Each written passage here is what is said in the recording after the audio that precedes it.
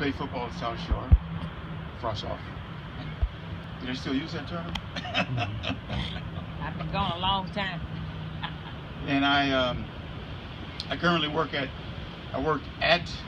Great Lakes Naval Base. I work for Goodwill. It's the same Goodwill you see commercials about on television. Most people associate Goodwill with the retail stores. However, what I do on base, I work with an organization whose the parent body is in Milwaukee, and we provide opportunities for improvement and education, training, development for people with disabilities. We're contracted to the Navy. We have a 75% disabled workforce, and what I personally do, I supervise environmental services. So it's a great job. It's a great place to be. So when you see the commercials, it's kind of a shameless plug, but when you see the Goodwill commercials and you donate, you can be assured that those monies do go to help people in the community. Our parent body, as I said, is in Milwaukee. However, it covers all the way down here to Chicago. So it's southeastern Wisconsin, northeastern Illinois. So the Goodwill retail stores in Chicago, the parent body is Milwaukee. And again, I'm glad to be here. Glad my cousin Leonard invited me, and I'm going to share with you my book. However, I've been writing a long time. This is the first self-published book that I've published. I've been in a number of anthologies, which anthologies are compilations of work, but not my own work. Compilations of work with other artists, with other poets and writers, and so this was a big thrill for me. I finally got it done. You see some gray here. Hey, little guy, don't wait till you get this before you start your book, okay? But nevertheless, we got it done. And just a little history about the book. The poem actually wrote about 30 years ago, and in 1991 I read it at a poetry convention in New Orleans. Last year on my birthday, I said, sometimes I call myself Miles. I said, okay, Miles, you got to get something done. And I got all this poetry, just stacks and stacks of poetry. Never had published in my own work, and which I'm currently working on my next book actually. But I looked through my work and tried to figure out which would be the most practical to be a start, which would be most practical to be an initiation into book publishing. And this is the poem I came up with, was The Frog and the Fly. I had to tweak it a little bit because initially it wasn't kid friendly. It wasn't way out there, but just some of the general language wouldn't necessarily be appropriate for kids today. So I had to tweak it a little bit. And what I did was I looked for an illustrator. Long story short, I found an illustrator and collaborated with him. Really asked him if you think this poem would be appropriate or be marketable, and they said, yeah, we think you could do something with that. So not only did the illustrator do the work, and they did a bang up job on the illustrations. I'm telling you, they did a real good job. But I also had the publishing package done through them as well, so that meant a lot less footwork that I had to do along the way. The book is also found on CreateSpace, that's owned by Amazon, and for any inspiring writers here, you can write a book and have it published, and you can have it on CreateSpace free of charge. And So it's on CreateSpace as well as Amazon and Barnes and Nobles as well. So we did a contract and started working on the initial sketches. And the initial sketches are black and white, and all of this, just hopefully maybe we can encourage you a little bit. It's really not as hard as it may seem. It is a lot of work, but it doesn't have to be frustrating. It doesn't have to be, you don't have to get to points where you're pulling your hair out and things of that nature. If you can hook up with the right people, and what we did with the illustrator, all this whole book, just to give you a little inside the inside, this whole book was done through email between my illustrators and myself, every step along the way. Initially, we did the black and white sketches, and as they were completing each sketch, they would send them to me. If there's something I needed to tweak, I would send it back to them. They would tweak it, and it was done with that. And that's how we did the black and white sketches. Then we moved to the color sketches, and it was the same process. And of course, there's a point where if you make too many revisions, then it's going to cost you more. So I was very careful to make sure that what I gave them initially, they could work off of that without having to do a lot of revisions. So we had minimal revisions in it, which I'm grateful for. And then the cover itself is a whole separate issue because of the work that has to be done on the cover. And the cover actually is taken from one of the pages. I didn't know which page it would be initially. I had to really contemplate on it, and this is the one I came up with. I thought this would be most appropriate. If you go on, here's another plug. If you go on Amazon or Barnes and Noble online and look up the book,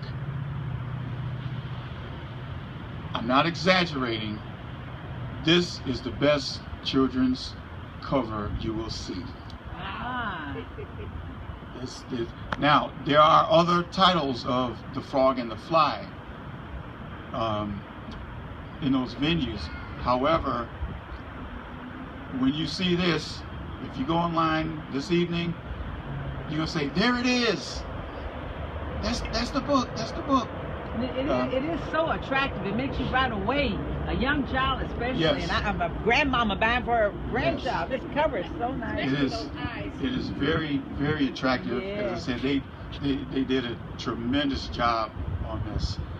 And I'm very, very pleased with it. We got it done. The publishing or the printing is through CreateSpace. When I order books, that's who I order books from, and of course we had authors discounts and such as that. If you get a book through me, in bulk, I can get discounts because I get a discount. If you order through Amazon or generally online, it'll cost you the full price, which is $10. Well, $9.99. I had to keep it under 10 technically. But so the book is selling. The book is well, it's been slow as any starting out self-published author would be.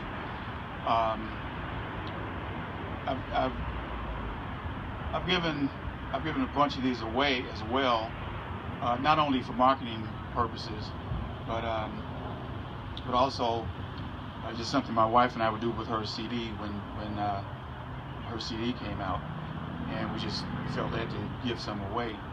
My most recent one was to a girl who had a brain tumor, and actually was through my auto dealer from my auto agent that I found out about it.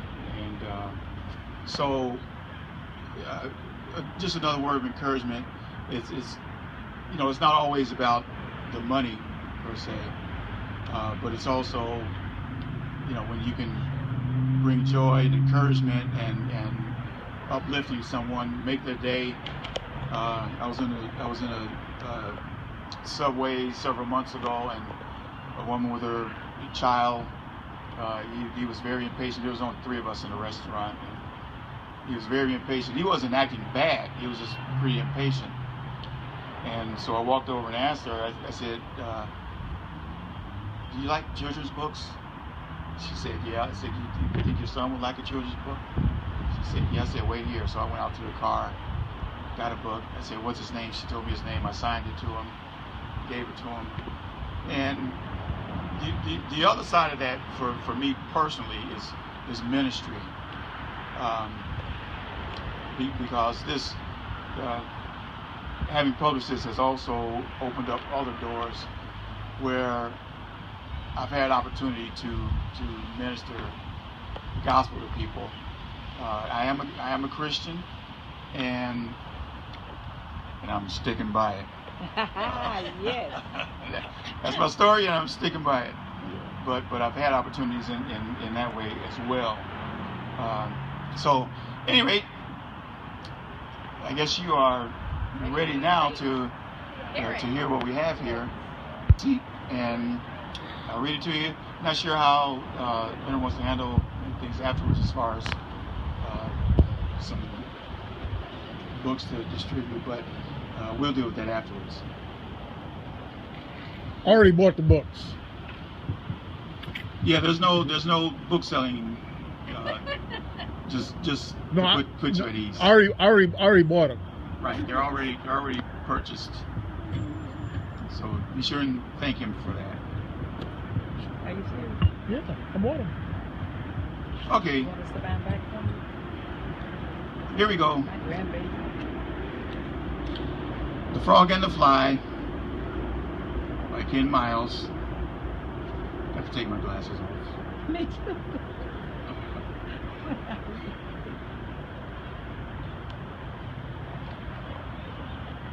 Okay.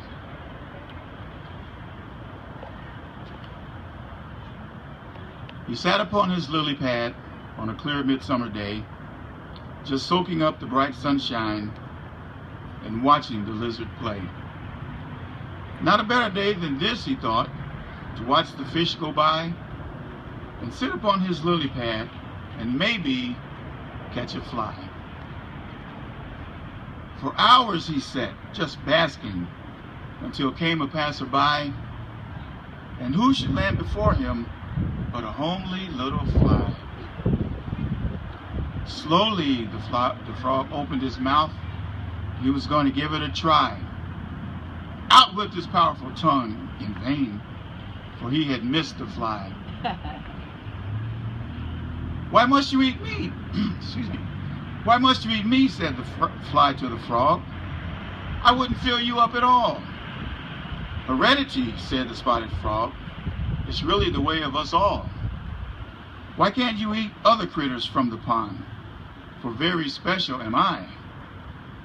If you decide to eat me, you probably could die." "A joke, I say, you silly fly. You joke when death is near? I'll strike at you just one more time and pierce you like a spear." "Now wait a minute, you foolish frog. You just don't understand. I'm not like any other fly who zips about the land. I've eaten real bad things of late. You think I joke, I'm sure. But even if you boiled me, my flesh would not be cured." But without further delay, the frog unleashed his tongue just like a snapping whip. He snatched the fly and inserted him between his hungry lips. With a swallow down, the poor fly went into the frog's small stomach, and the frog's belly twisted and turned until he thought that he would vomit. Now later, when the frog's stomach had finally calmed, He knew the fly had not joked.